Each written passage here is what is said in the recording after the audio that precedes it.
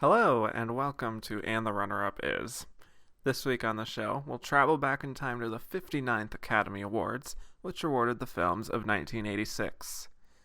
Woody Allen was back in the Oscar race with his instant classic Hannah and Her Sisters, which blended his typical mix of comedy and drama set in New York, this time focusing on the lives of a very neurotic family. The film went on to win the Golden Globe for Best Comedy or Musical and 3 major Oscar prizes, but it was Oliver Stone who came in with his own very personal film, Platoon, to win Best Picture and Best Director. So why was Hannah and Her Sisters not able to repeat the success of Annie Hall? We'll explore all this and more as we discuss how the Oscar almost went to Hannah and Her Sisters.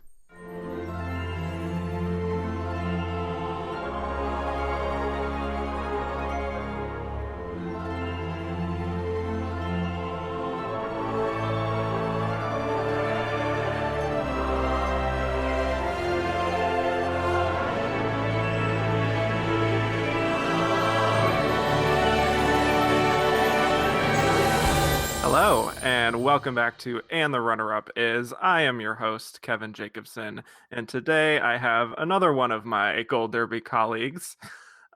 She is previously from USA Today for 30 years. She was from RogerEbert.com, and now she is a member of the Gold Derby team. Please welcome Susan Wloszczyna. Here I am. Yes, here you are. Very Yes. excited to have you. Yes. Especially because, as we were talking beforehand, you have been quoted at various times in Inside Oscar. Yeah. So that makes you a very good resource, I think, for the Oscars, and especially for 1986. So welcome aboard. Thank you for having me. And so today we are going to be talking about Hannah and Her Sisters. And that is what I and many others believe was the Best Picture runner-up in that year that lost to Platoon. So first, I'm just going to do a quick summary of Hannah and Her Sisters. It is a dramedy centering on a family living in Manhattan. And so we follow them over the course of 2 years as they grapple with love and life, the fear of death, extramarital affairs, career disappointments, familial relationships, and so much more. And so we're introduced to Hannah, who is this nurturing, stable force in the family, married to Elliot, who is actually infatuated with Hannah's sister, Lee, who is kind of an old soul romantic type. And so he starts to act on those feelings.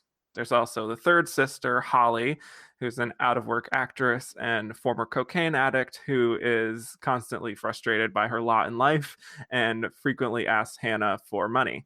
And finally, we have Mickey, who is a TV writer and Hannah's neurotic ex-husband, and he's kind of a hypochondriac going through this existential crisis through much of the film. So the film was written and directed by Woody Allen and features a phenomenal cast that includes Mia Farrow as Hannah, Barbara Hershey as Lee, Diane Wiest as Holly, Michael Caine as Elliot, and Woody Allen himself as Mickey. We also have Maureen O'Sullivan, Lloyd Nolan as the parents of the 3 sisters.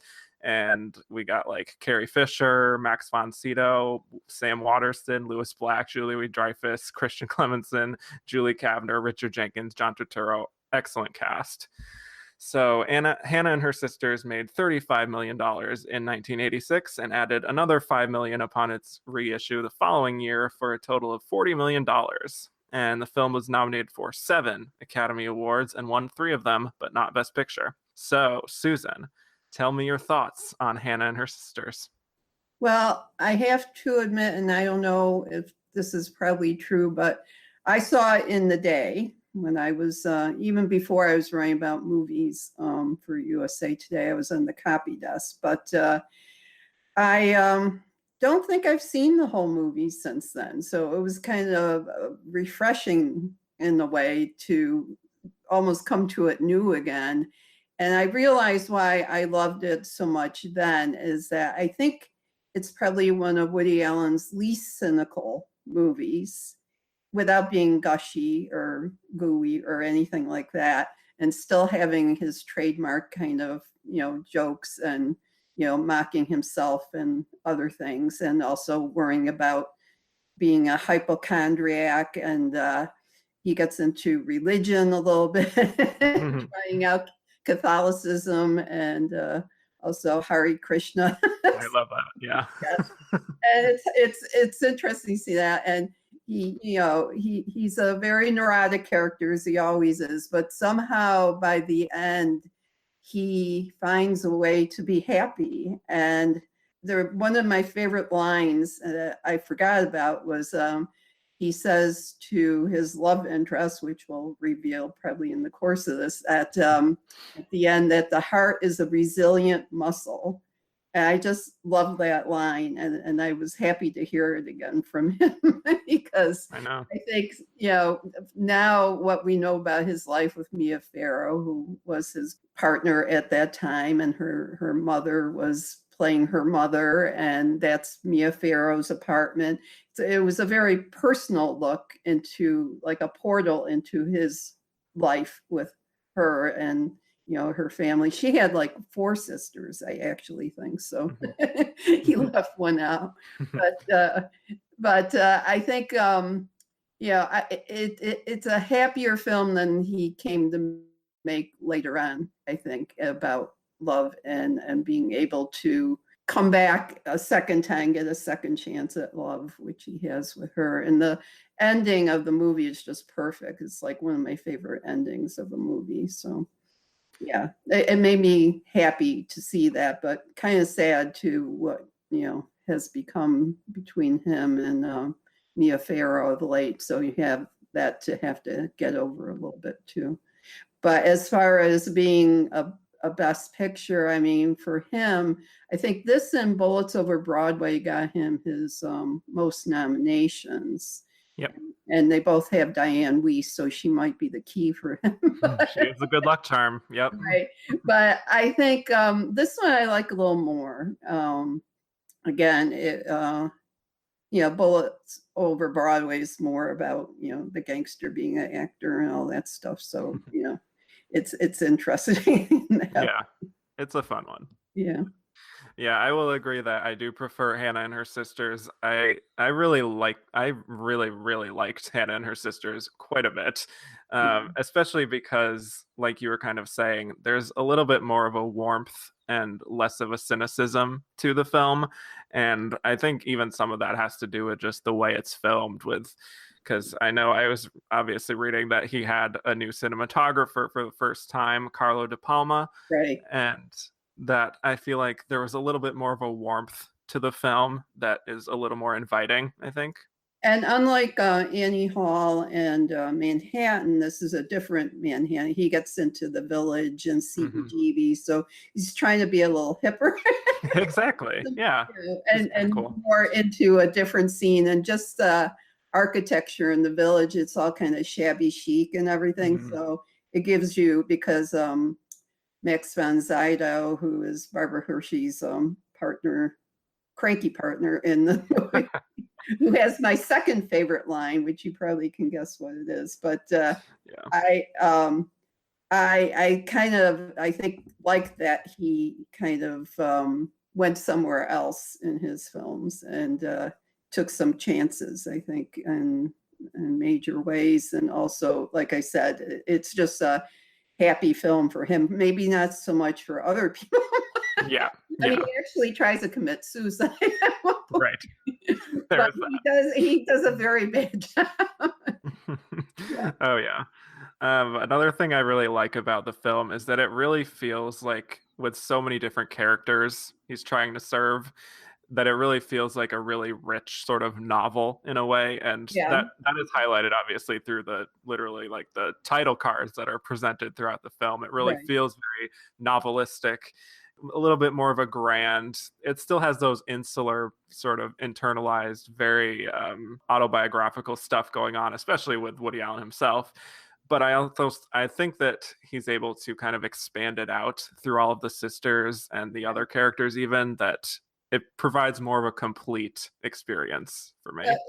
It's the one thing that confounds me a little bit, and maybe you don't think this, but I always did, that Michael Caine plays the Woody Allen character in this, and he speaks like Woody Allen, like they tend to do when he hires someone else to be his counterpart. Yes. And normally he would have that role. I don't know why he gave himself this Mickey role, but he did. Yeah, that's actually something that's a good thing you brought that up. I wanted to talk about because watching the film for the first time, just through most of it, when I was watching it, watching Woody Allen and all the screen time he has for himself, I'm like, is he really that relevant to what's exactly going on here? It kind Well, of feels like a side story. yeah, it's a side story because he's actually shut out of the family a bit because he gets his way back in, but Right. he is not the central male figure with a having the main crisis or whatever. He's a side crisis. It's supposed to be funny and adding something to the plot, but not as much the central male character. Right. Yeah, for sure. And part of me almost wondered if maybe it would be too much to have that sort of existential crisis be happening to the Michael Caine character, Yeah, to maybe kind of condense things a little bit. yeah, But I don't know, that would have made him like very much the main character, right, Elliot. So, right. And it's he still had the jokey thing he had from his past movies, from Bananas on or whatever, because he still could tell a good joke without it. I think in a way he got away from those kind of jokes, at a certain point in his career, and it wasn't so snappy, right, jokey. right.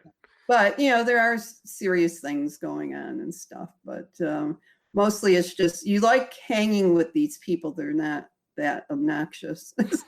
Right, which is good, which is Yeah. growth, I think. And it came out around Thanksgiving, so it was a good holiday film for once, and it's not normally the case of his movies. So. There is a lot of rich characterization through the film. I think everyone is kind of dealing with something, kind of grappling with growing older and dealing with their past. Like for Lee, it's alcoholism and this kind Right. of a desire to be like a muse, I think, to Yeah. older men in some ways. Mm-hmm. And, for Hannah, it's this desire to sort of be needed and be that person that people rely on as kind of a rock. And then for like Holly, it's, I think, essentially to be respected and just be like an active person in the world, following her dreams, even Right. though she keeps getting, sidetracked at various things. There's so much going on in all these storylines. And I actually am fascinated by each and every one, even though ironically, I think that Hannah herself gets the least amount of exploration. Yeah. To maybe talk about why or if we would have changed that. Yeah. She mostly is there to kind of give Woody Allen a hard time. Other people. I mean, he hires doctors and goes to these religious gurus and all this stuff and priests and everything. Yeah. But he's the one who'll tell him the truth. So it's probably that way in life as well. I'm sure it was very autobiographical in that way. And they have the kids in there. That's their kids. Oh yeah. Yeah. So so it was almost like, I think we thought we were actually seeing what life was like. Yeah. And they all get together for Thanksgiving or whatever. Exactly. Yeah. And I remember seeing this story about how Mia Farrow had seen that the movie was on TV or something, on cable or something, and like watching it in her apartment of like the movie also being filmed in her apartment was just this kind of surreal experience, especially with all the kids there, with Woody Allen there, with all their friends basically there. Right. So I don't blame her for maybe not wanting to go back to it. Right. But I don't know when his movies got darker. Maybe it was what's the one where it's him being a filmmaker, and Stardust Memories? Is that it? I think so. Maybe around that time. So Yeah. I don't know. I just think life and everything he was dealing with, I think it all started to kind of weigh on him. yeah. But we got, it's such a quotable film that I actually wrote down some of them because it's just like it's a very deserved Best Original Screenplay win, I Oh, think, yeah. for the dialogue alone. Yeah. Like, there's just one line that, for whatever reason, tickled my fancy, which is when, kind of in the beginning, when Elliot is expressing his desires for Lee, and we're getting into his head because there's a lot of voiceover in the film, Right. and he's kind of talking about how he's swooning over her, and he's like, "Easy, you're a dignified financial advisor." Well, I my just, favorite, I love that Max von Sydow is in this oh my because god, yeah. I will always remember first time I saw the Seventh Seal Oh yeah, yep. night and all that. And I think, probably Woody Allen was amazed. He probably been angling to get him to be in this. Of course, he didn't have to be funny. He just had to be grouchy all the time. So. Right. But my favorite line is, if Jesus came back and saw what's going on in his name, he'd never stop throwing up. That is like, that's really, Yes. yes. That's probably the funniest part of the movie, is like him talking about watching this TV show about Auschwitz.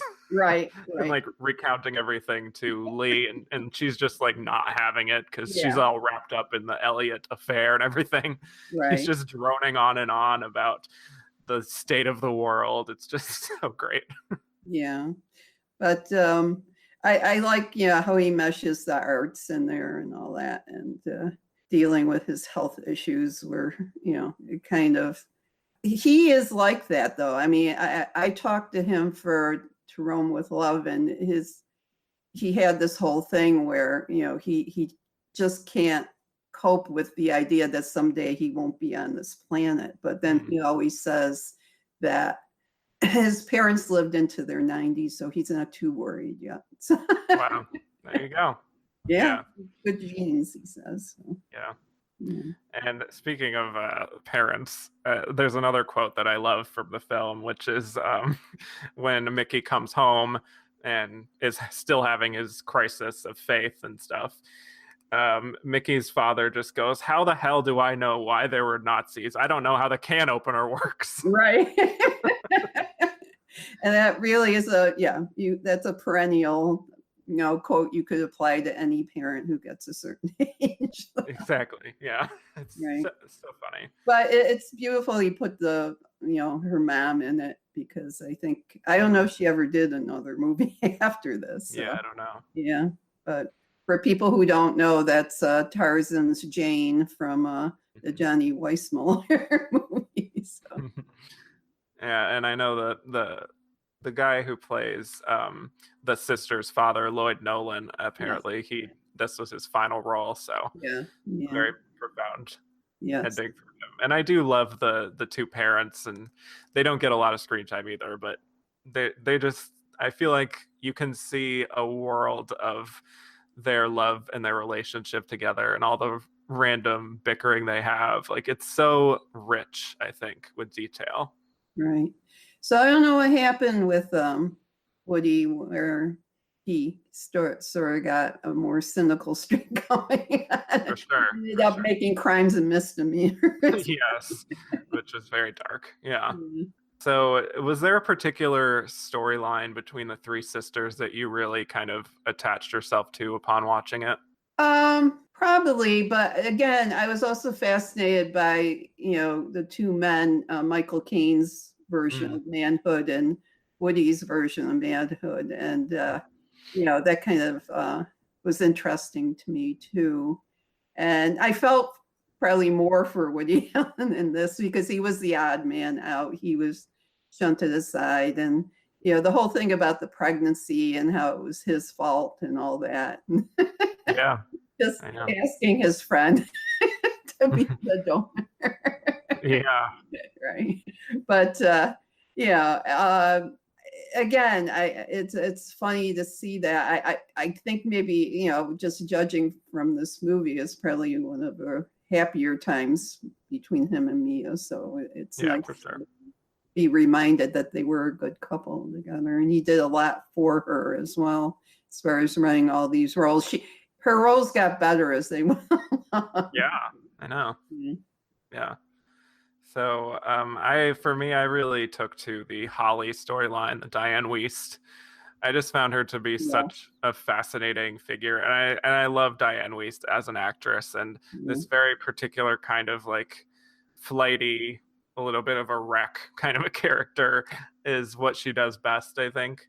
Yeah. And so just watching her whole journey from really depending on her sisters a lot to ultimately kind of getting up with her bootstraps and Right. eventually falling in love with someone she didn't expect to fall in love with because they had a very disastrous first date. Right. Yeah.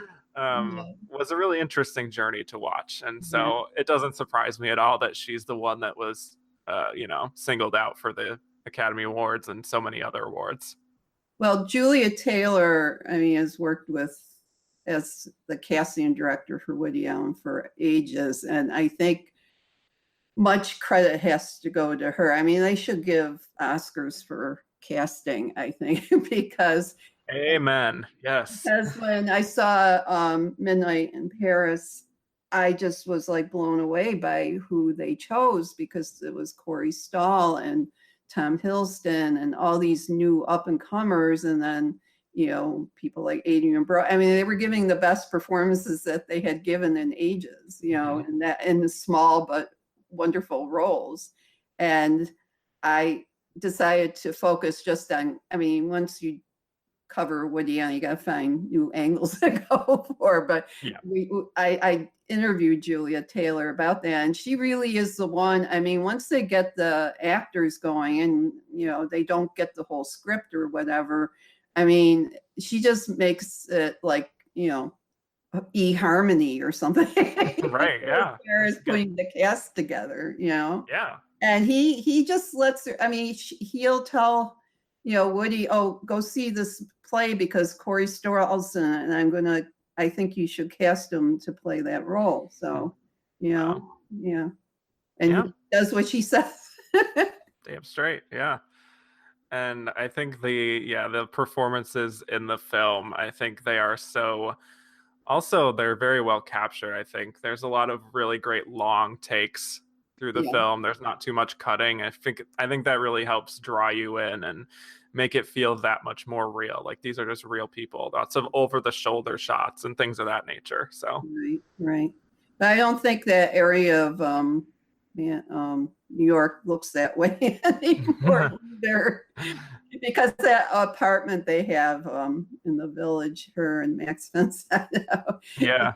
Like, that's the way they would look back then, especially when you're an artist or whatever.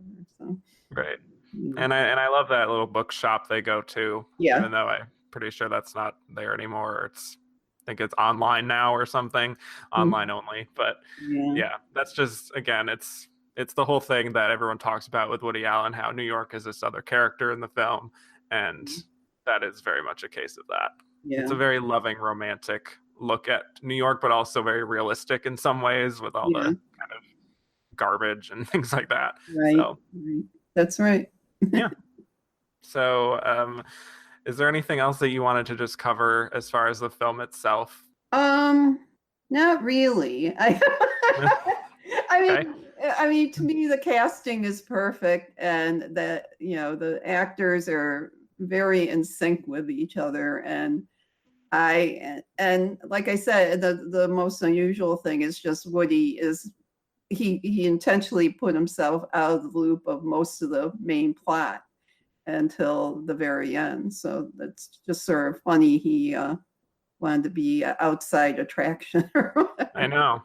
And I just wanted to end it by just providing this little quote from towards the end of the movie when Mickey, Woody Allen's character, is kind of getting out of his depression and out of his crisis upon seeing, I think it's Duck Soup in a theater. Yeah. He goes in and watches it and kind of has this profound realization about things. I just want to end it with his little speech because I think it's very profound. Okay. So he says, I started to feel, how can you ever think of killing yourself? I mean, isn't it so stupid? Look at all the people up there on the screen. They're real funny. And what if the worst is true? What if there is no God and you only go around once and that's it? Well, don't you want to be a part of the experience? What the hell? It's not all a drag. And I'm thinking to myself, geez, I should stop ruining my life searching for answers I'm never going to get and just enjoy it while it lasts. And after all, who knows? I mean, maybe there is something. Nobody really knows. I know maybe is a very slim reed to hang your whole life on, but that's the best we have. And then I started to sit back and I actually began to enjoy myself. Well, I love duck soup, so I forgot that was in there. Yeah. And can you see how that would make you have such a profound come to Jesus moment? Yeah, exactly. So no, that's my favorite Marx Brothers movie. So. Yeah, and he was very influenced. To see that in there again. Yeah. So yeah, I think it's by far one of Woody Allen's best films. It's one of his definitive films. I can't say that I've seen all of them because there's a lot, but having seen enough, I could say it's very essential. I think it's his essential 80s film. And I highly recommend, if you haven't seen it, to absolutely watch it because I think it's fantastic. The 80s fashions that Diane Wiest wears were a ticket to see it in the theater. Yes, the costumes. Yeah, so good. Okay, so when we come back, we will be discussing why Hannah and Her Sisters did not win Best Picture at the Oscars because it lost to a very big film called Platoon.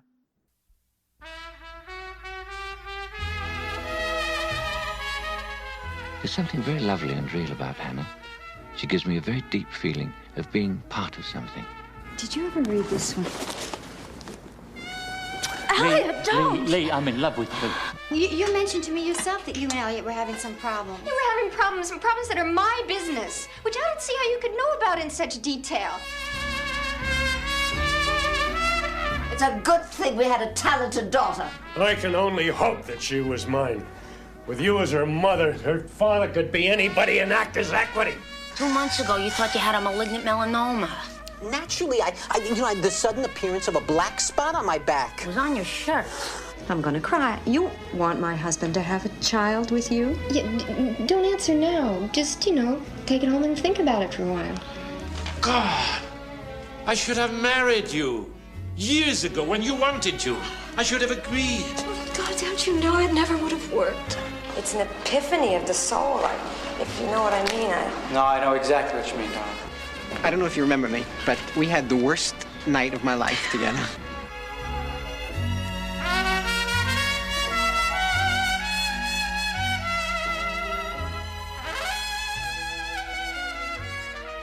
And we're back. So now we're going to talk about why Hannah and Her Sisters lost to Platoon. First of all, Hannah and Her Sisters was nominated for 7 Academy Awards, including Best Picture, Best Director for Woody Allen, Best Supporting Actor for Michael Caine, Best Supporting Actress for Diane Wiest, Best Original Screenplay, Best Art Direction, and Best Film Editing. And it won 3 of those, Michael Caine, Diane Wiest, and Original Screenplay. So 3 above-the-line awards. Very impressive. And so before the Oscars, Hannah and Her Sisters actually won the Golden Globe for Comedy Musical and the WGA for Original Screenplay. Meanwhile, Platoon won the Golden Globe for Drama and the DGA. So you could say we had a little bit of a race heading into the Oscars. So what is your take on why you think Platoon really is the one that vaulted ahead here? Well, as I recall, and you could correct me, there wasn't many movies about Vietnam. Born on 4th of July obviously came after this. And so I don't think Hollywood knew how to handle it yet. And this was one of the first, if not the first attempts to put it on screen, I believe, except for, John Wayne did Green Berets or, more rah-rah things, right? Exactly. A little more patriotic, quote unquote. Yeah. And so I think that made it kind of more relevant, at least to people who cared about seeing that depicted in a more realistic way, although it is an allegory kind of, right? Between the bad guy and the good guy. So yeah. And I just think, Oliver Stone was an up-and-comer. He had Salvador that year, and James Woods, I think, was the main nominee from that. Yeah. And so he was one to watch, and Woody had been around for a while, and even though this, we agree it's one of his best films, he had already won for Annie Hall, so they put their bets more on Oliver Stone than they did on Woody Allen, I guess. Right. And it's really interesting, this race, because I think right at the top we have two films that are like very personal to their directors.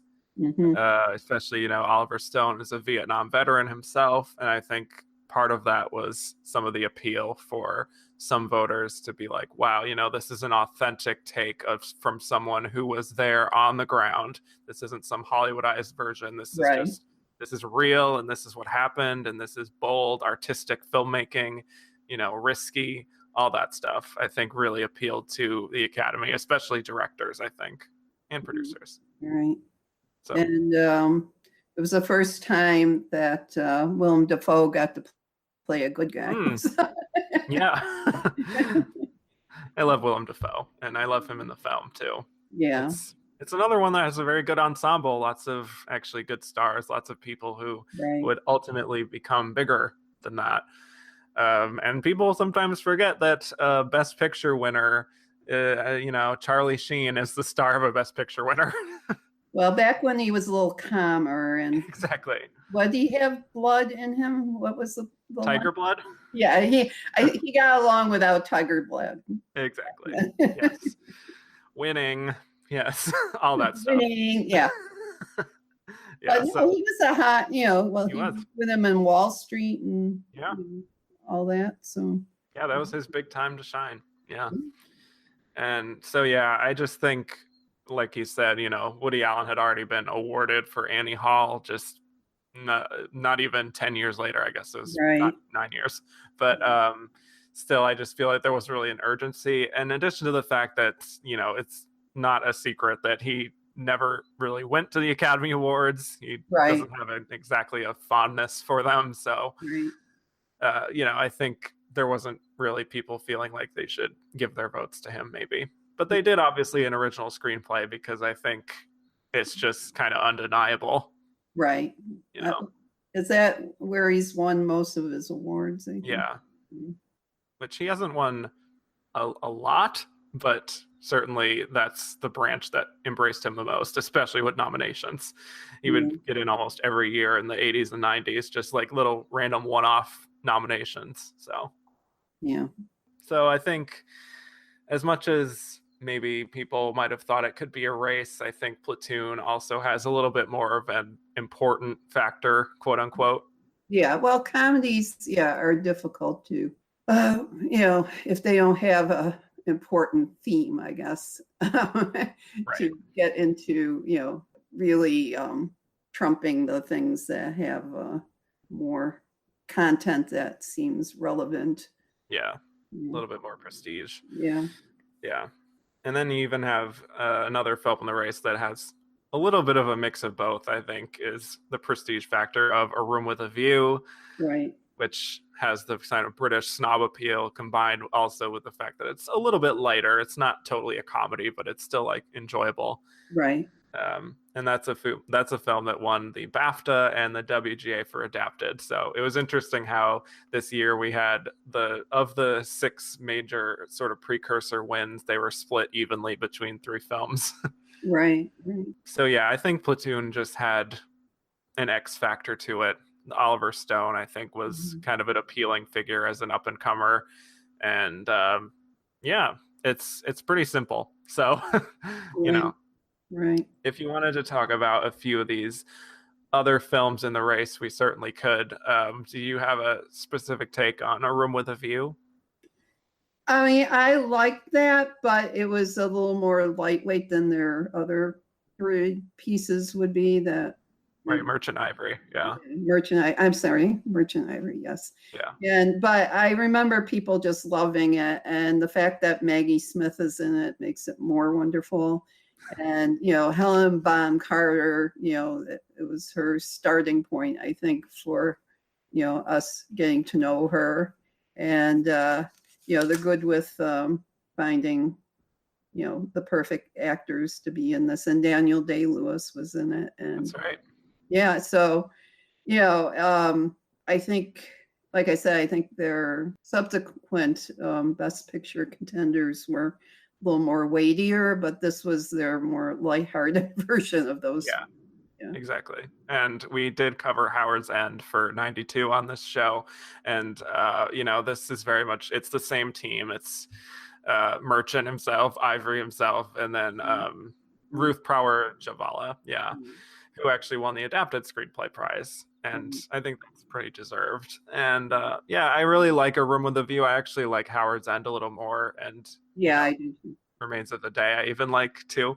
But I do think it's fun to watch just all these great British actors just bouncing off of each other. Kind of the same thing as Hannah and Her Sisters, just seeing this great ensemble playing off of each other. And great Maggie Smith performance. I think she might have come close to winning because she won the Golden Globe.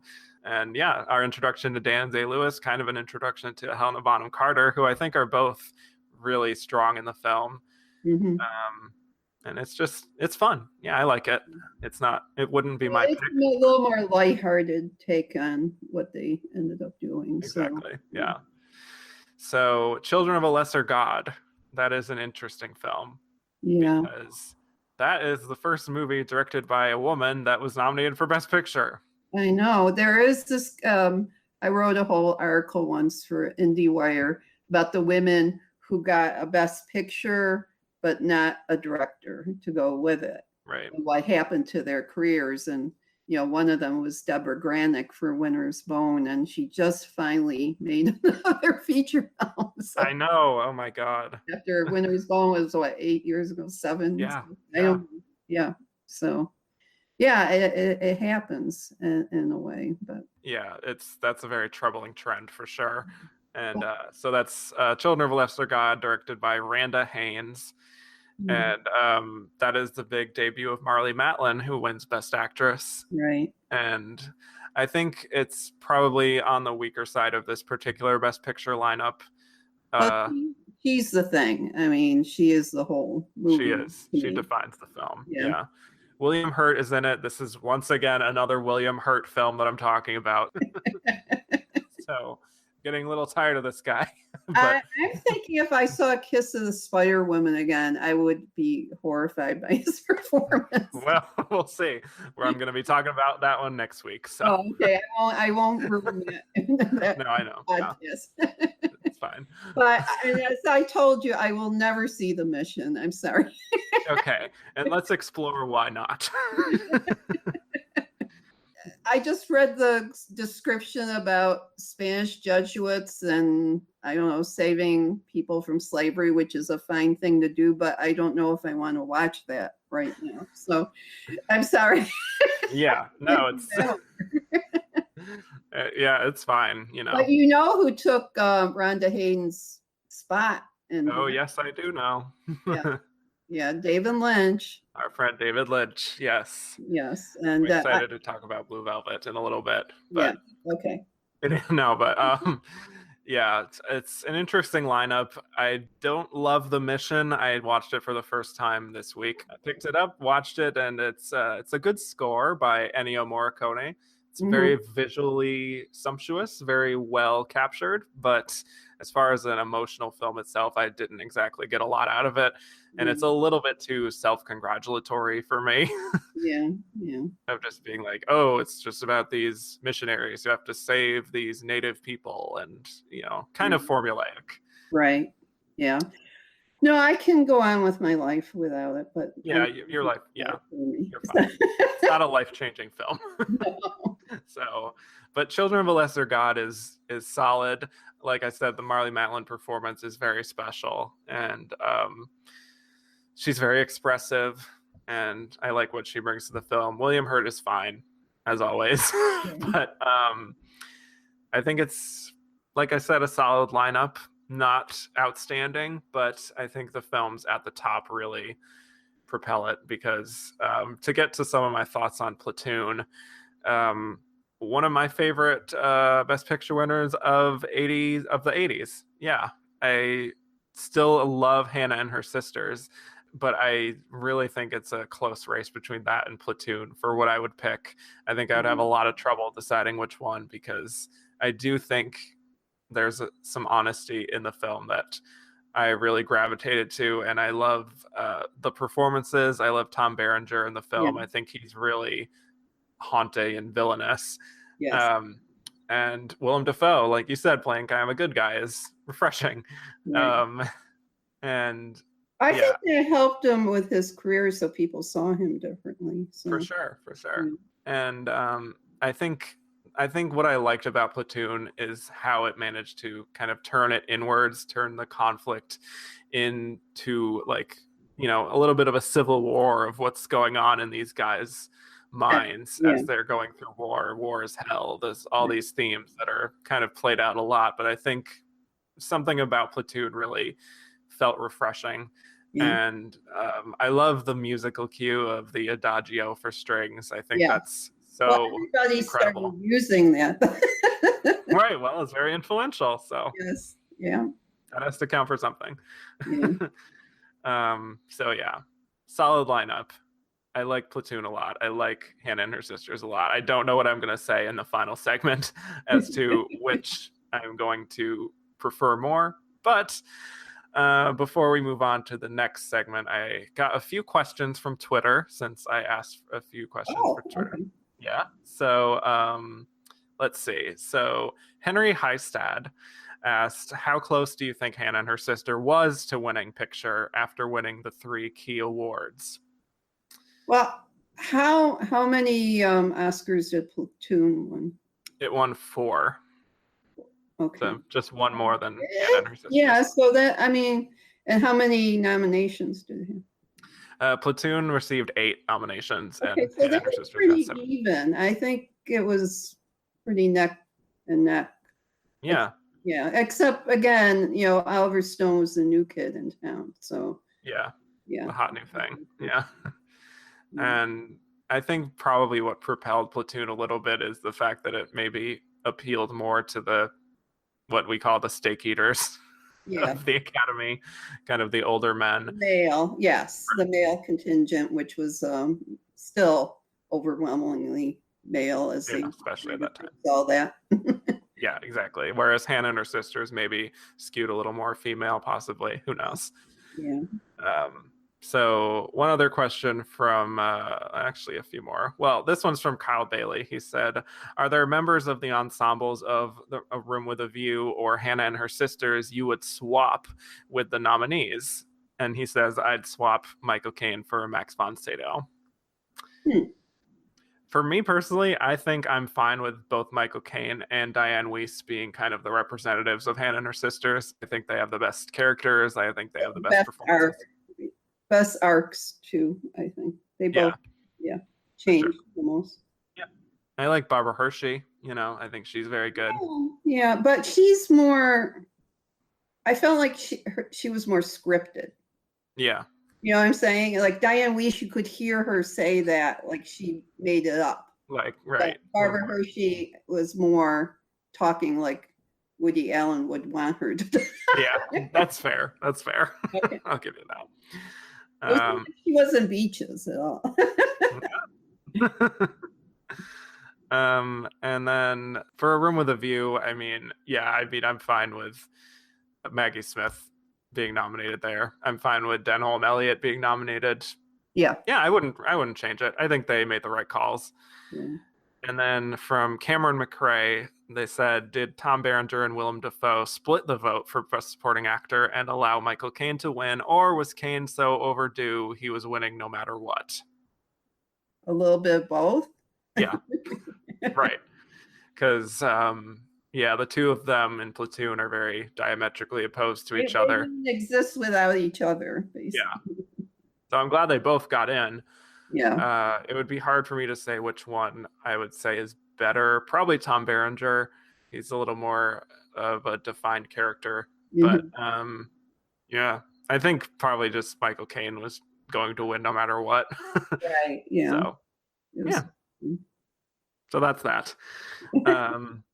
And this is just something from Alan French that I wanted to talk about, which is, since this was pre-SAG, who would win the SAG Ensemble Prize this year? Ooh. I think this is an easy call.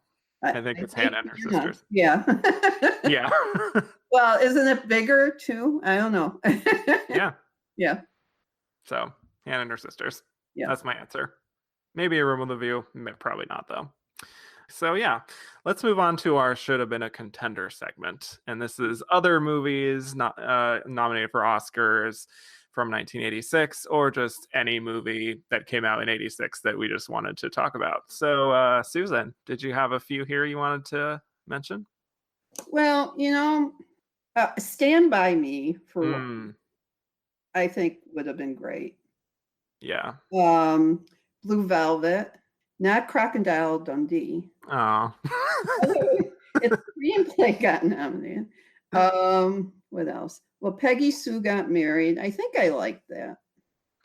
Okay.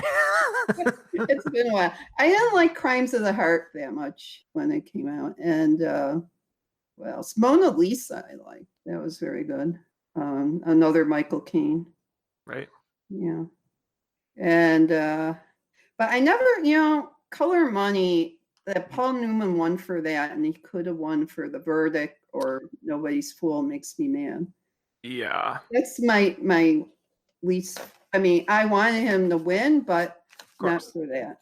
Yeah, and that's kind of a thing that people go to when they say sometimes actors win after it's been a while because they're overdue, and it's not necessarily for the right role. Right, and he was so good in Nobody's Fool, and he would have been better served. But then he did get nominated for Road to Perdition. Right.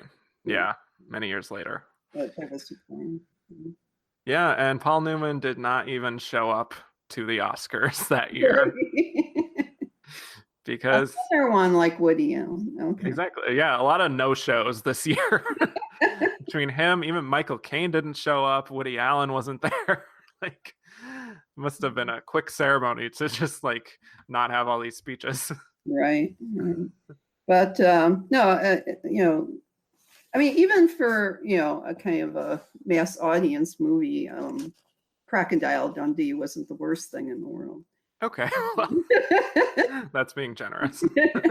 And it was the year of Top Gun too. Oh yeah, that was the big year of Top Gun. Yeah, number one. Yeah. Right. But apparently, I was reading. It got very good ratings, the show. So I think people were invested in what was up for things. Yeah, it's interesting. In the way that they aren't apparently much anymore. Oh, that's right. Yeah, that's a whole other topic. Yeah. For me, I did want to go back to Blue Velvet. That's one of my favorite David Lynch films. It's probably the first one I saw of him, and I was just like, wow, what is this? Right. This is just like wild and shows this ugly side of suburbia, in a really interesting way. Right. And like the Dennis Hopper performance. I know, it's incredible. It's like nothing I've ever seen an actor do. Just be this complete and utter monster. Right. But he got nominated for Hoosiers, which is the opposite. I know, which is not a surprise. Yeah, because actually we got a question about that. Yeah. This is from Gordon at Mark Wahlberg. He says, was Hopper's nomination for Hoosiers really a stealth nomination for Blue Velvet without having to nominate such a dark performance? And do you think he would have won if he'd been nominated for Blue Velvet? Probably not, just because, it was too ahead of its time or behind its time. I don't know what it was, but it was. Yeah, it was out of time. But no, Dennis, he deserved it for that too. It's not as audacious, but right. It showed his versatility for sure. And the fact that, he probably is more like the Blue Velvet character, is easier to do. Oh boy. Yeah, that's true. A bit self-destructive. Right. God, yeah, that's one of these performances I will never get out of my mind, especially between him like puffing the gas. Freaked me out. It didn't take much from that film. Yeah. Yeah. Oh man, Mm-hmm. Isabella Rossellini is very good. She really gets brought through the ringer in that movie. Right. I felt so bad for her. Right.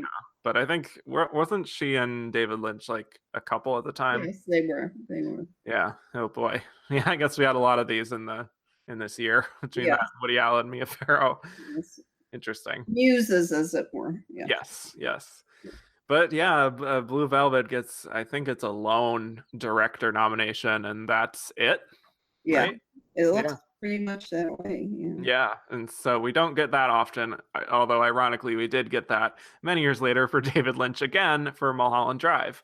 Right. But Blue Velvet is a fantastic, brutal film. I don't blame people if they don't want to ever watch it because it's a lot of violence, especially domestic violence. And but I still think it's such an intriguing film, and it introduced me to Kyle MacLachlan too. And so, yep, great film, and Laura Dern. Yes. And so let's say, like I said to you earlier, not in the podcast, but I was like shocked that I didn't remember Sigourney Weaver being up for Aliens of all things. I know. Yeah. That's very cool. So. It is very cool. I love when they do little nominations like that. Yeah. I mean, it's an iconic performance. It's an iconic role for cinema itself. So I'm glad that they at least acknowledged that. I think the Golden Globes even did too. So yeah. So what movie do you think no one watches from all these films? Well, apparently The Mission. Well, that's me. Okay, I never saw Gandhi either. I know what it's going to be about. I get Ben Kingsley's wonderful, but I didn't need to see that, and it's too late now. It just really it's too late. You missed the window. Yeah. The morning after, I guess I've seen part of that, but yeah, it's just like they got in the habit of nominating her. I don't know. Jane Fonda, yeah. Over and over. Yep. And Crimes of the Heart, that wasn't my favorite. Yeah, I still need to see that. Yeah. Mm-hmm. Peggy Sue was interesting though for a Coppola film. Right, yeah. For me, other movies that I liked, I just wanted to call out a few good movies I watched as a kid or teen at least. Ferris Bueller's Day Off, very good film. Yes. Saw it all the time on cable, very fun, especially watching it as a kid. And Big Trouble in Little China is another film that's pretty wild.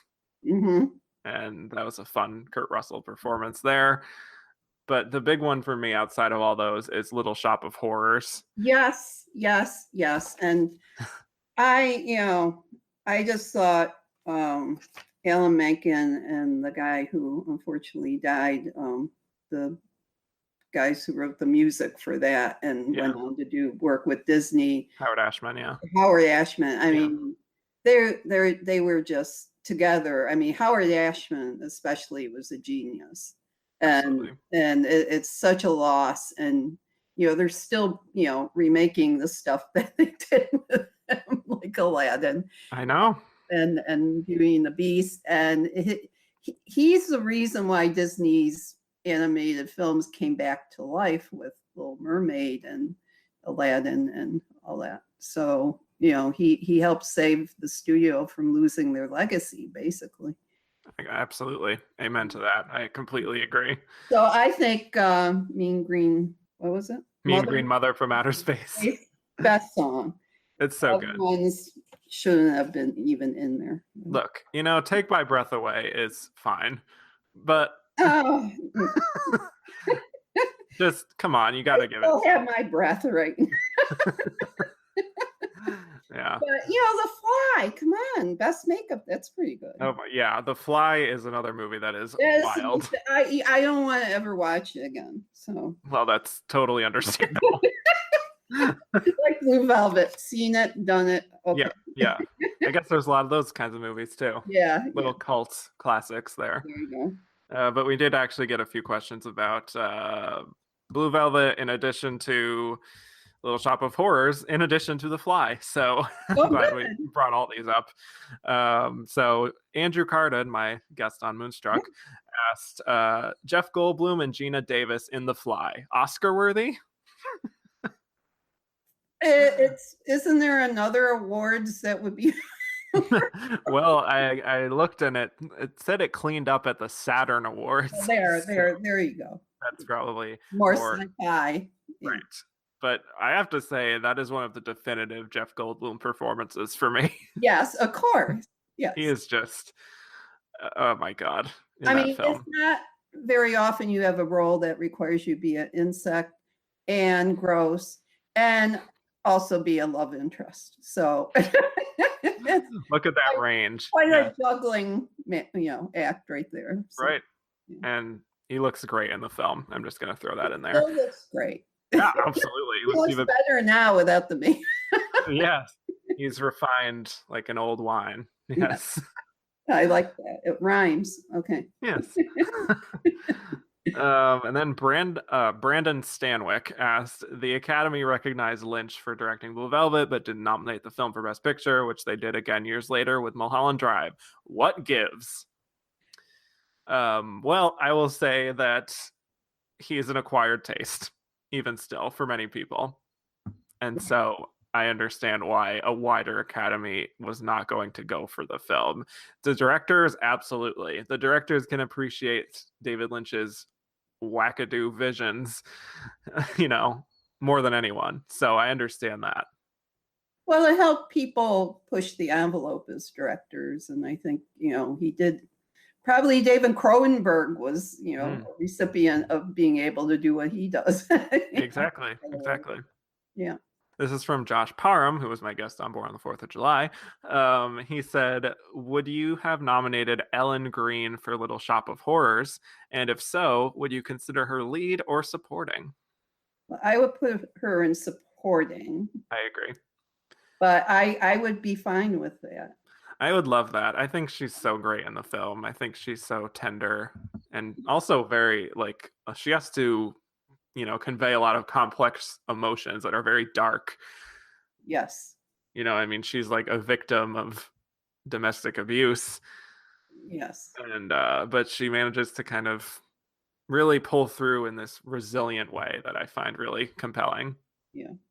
Just going back to the film, I just love all the songs, but I especially love Somewhere That's Green from her. Yeah. It's just heartbreaking. The Color Money, again, is fine. I haven't seen that in a while, but I will agree that... Seen it once. Yeah. To me, it just... Yeah, it was made just to get him the Oscar, and then you get a young co-star rather than him. He gets to be the Jackie Gleason, I guess. Right, exactly. And then just one more question here is from Jeffrey Kerr. And he said, with Aliens receiving 7 Oscar nominations, including Best Actress for Sigourney Weaver, do you think it could have made the cut for Best Picture in an expanded lineup? Probably, because it made a ton of cash, right, too. Yeah. And this is a time when the Academy was valuing that sort of thing, big box office hits. Yeah. And, indie films were indie films quite yet. So there wasn't that competition. That's why, independent things like Room with a View or something. Right. But not from Hollywood yet. They weren't spinning off things like that yet. Yeah. I think Aliens probably could have stuck it, especially because it received 7 nominations, which is like a very strong total. There's not many films that can rack up that many nominations and not get nominated for Best Picture, unless you're something like Dreamgirls.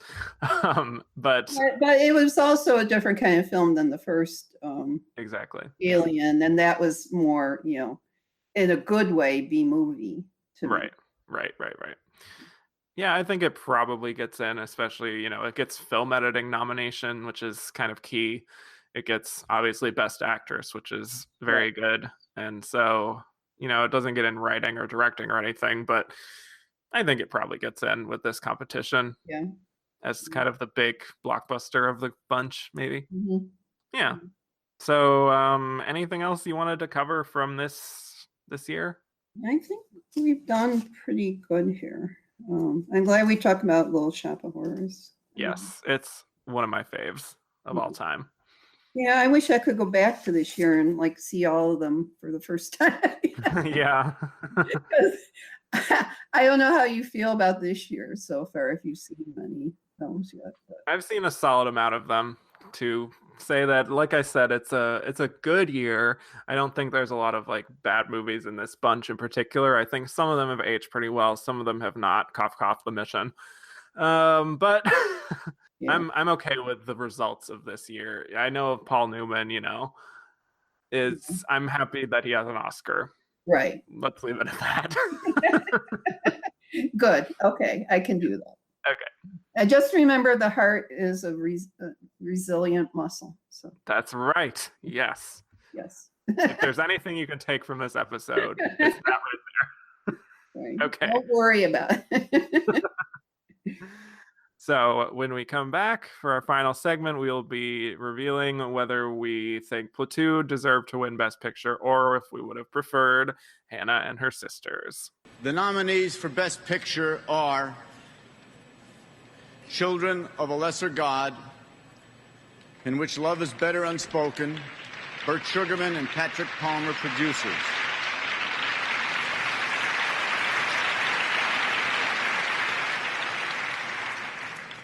Hannah and Her Sisters, in which Woody Allen finds sex and religion not necessarily in that order. Robert Greenhut, producer.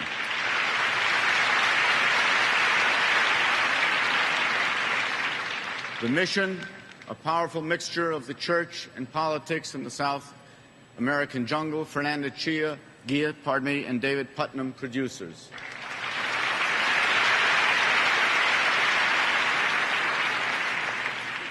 Platoon, Youth and Death in the Vietnam War. Arnold Kopelson, producer.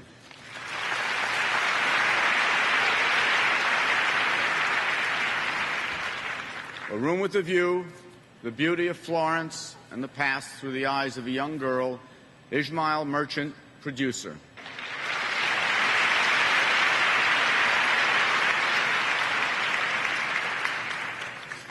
And the winner is Platoon.